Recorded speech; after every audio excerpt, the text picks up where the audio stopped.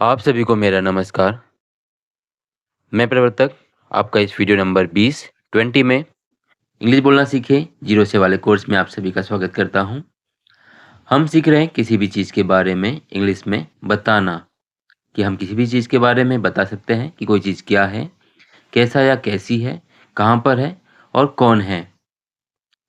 या हम समय के बारे में बता सकते हैं। तो किसी भी चीज़ के बारे में बताने के लिए हम इन 3 फ़ॉर्मूलों का प्रयोग करते हैं। ये अपने आप प्रैक्टिस से आ जाते हैं, कोई याद रखने की ज़रूरत नहीं है। बस एक स्टार्टिंग में आपको मालूम होना चाहिए क्योंकि आप शुरुआत कर रहे हैं।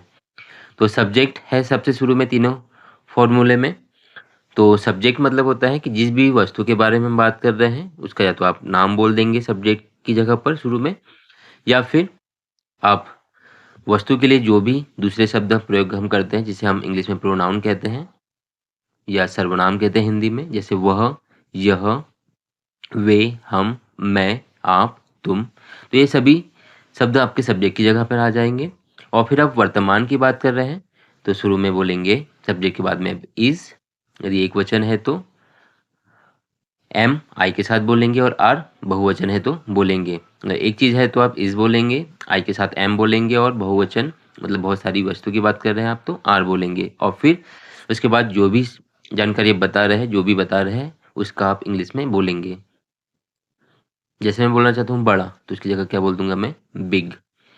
उसी प्रकार से आप भूतकाल की या पहले की बात करना चाहते हैं, जो समय बीत गया उसकी बात करना चाहते हैं, तो पहले सब्जेक्ट आ जाएगा, किसी का भी नाम, या फिर वॉज, फिर उसके बाद वॉज या वर आएगा, फिर उसके बाद दूसरे शब्द आ जाएंगे इंग्लिश में। तो वॉज हम बोलते हैं आई के साथ में या एक वचन के साथ में, और वर बोलते हैं बहुवचन के साथ में जब हम एक से अधिक वस्तु की बात करते हैं। यदि आप भविष्य के बारे में बता रहे हैं तो आप सब्जेक्ट बोलेंगे, और उसके बाद एक वचन या बहुवचन मतलब कोई भी सब्जेक्ट हो, आपको विल बी ही बोलना है, और जो भी जानकारी है उसके लिए आप इंग्लिश शब्द बोल देंगे। ठीक, इसमें एक्शन वर्ड नहीं आता है, वर्ब नहीं आएगी। तो सब्जेक्ट, जैसे कि मैंने कहा सब्जेक्ट मतलब किसी भी चीज़ का नाम, या फिर ही, सी, इट। ही लड़कों के लिए बोलते हैं, सी लड़कियों के लिए बोलते हैं, दोनों का अर्थ होता है वह या फिर उसे।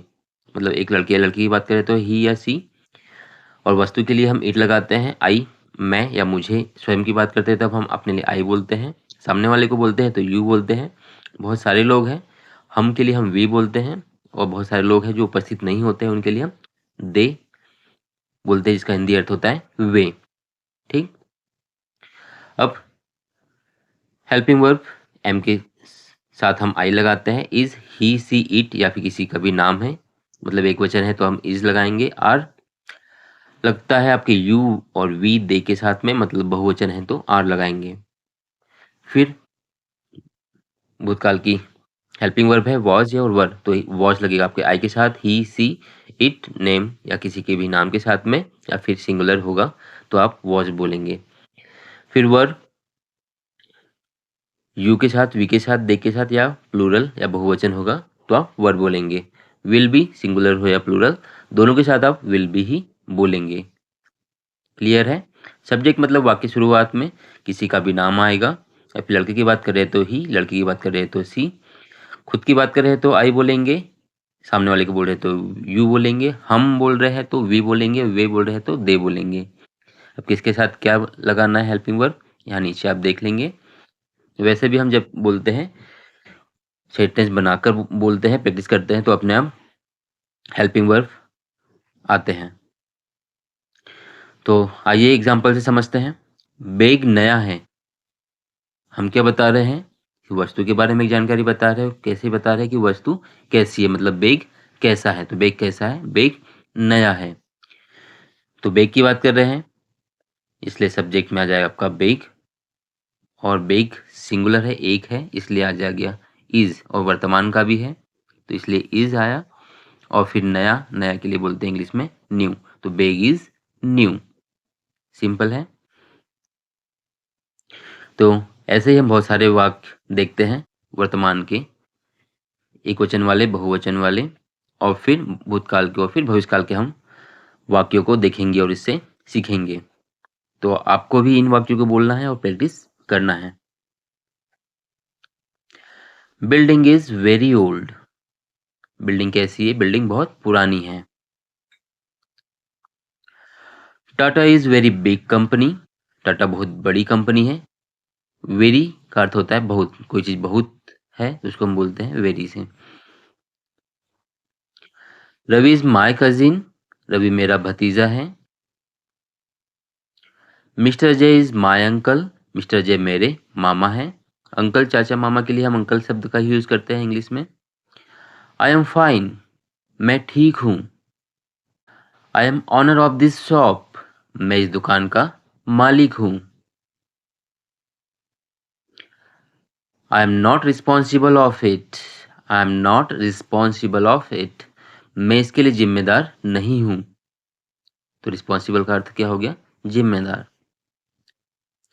I am very glad. मैं बहुत खुश हूँ। I am not interested. मुझे इसमें रुचि नहीं है, मुझे यह पसंद नहीं है। You are not tired. तुम थके नहीं हो। You are sure. तुम श्योर हो। मतलब किसी चीज़ के लिए आप पक्के हो, बिल्कुल निश्चिंत हो कि ये काम होगा ही, या आपको यह मालूम ही हो, मतलब आप श्योर हो। ये बिल्कुल पक्की पक्की जानकारी है, पक्का पक्का आपको मालूम है, तो हम बोलते हैं यू आर श्योर। तुम श्योर हो। You are not eligible for this job. तुम इस नौकरी के लिए योग्य नहीं हो। एलिजिबल का मतलब होता है योग्य। You are guilty. तुम दोषी हो। वर्तमान की बात कर रहे हैं, तुम के लिए हम क्या बोल रहे हैं? यू। और कोई व्यक्ति सामने खड़ा है उसको हम यू कह के संबोधित करते हैं। बड़ा है तो अर्थ हो जाएगा आप, छोटा है तो तुम, पर इंग्लिश में तो यू ही होगा, छोटा है या बड़ा है। और वर्तमान की बात करें इसलिए यू के साथ आर आएगा, और गिल्टी दोषी शब्द के लिए। He is talented musician. वह प्रतिभावान संगीतज्ञ है। He is captain of the team. वह टीम का कप्तान है, कैप्टन है। He is salesman. वह सेल्समैन है। She is Rani's mummy. वह रानी की मम्मी है। ये एस लगा हुआ है, इसका मतलब होता है का। रानीज का मतलब हो जाएगा रानी की।